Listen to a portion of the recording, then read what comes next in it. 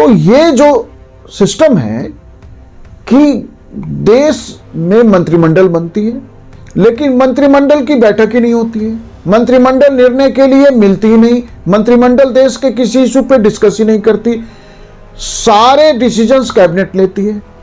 तो मंत्री जो हैं वो अपने विभाग के अध्यक्ष के रूप में नहीं, आप कह सकते हैं कि एक तरह से वो अपने विभाग के हैं तो मंत्री, लेकिन वो काम सेक्रेटरी के रूप में कर रहे हैं। मतलब विभाग का निर्देशन करना, नियंत्रण करना जो सचिव करता है, वो सचिव के ऊपर बैठे हैं।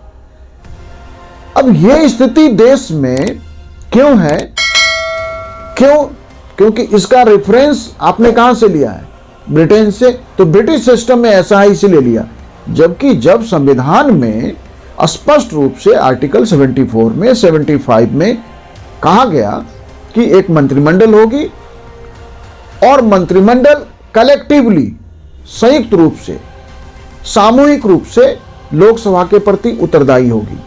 तो इसका अर्थ है कि जो उत्तरदायित्व है वो समस्त मंत्रिमंडल का है। कैबिनेट का कोई डायरेक्ट उत्तरदायित्व का उल्लेख संविधान में नहीं है, लेकिन प्रैक्टिस में प्रधानमंत्री देश के किसी भी निर्णय के लिए, माने देश में जो भी भारत सरकार डिसाइड कर रही है, वो सब निर्णय अंतिम रूप से कैबिनेट की बैठक में लिया जाता है, जिसकी अध्यक्षता प्रधानमंत्री करते हैं।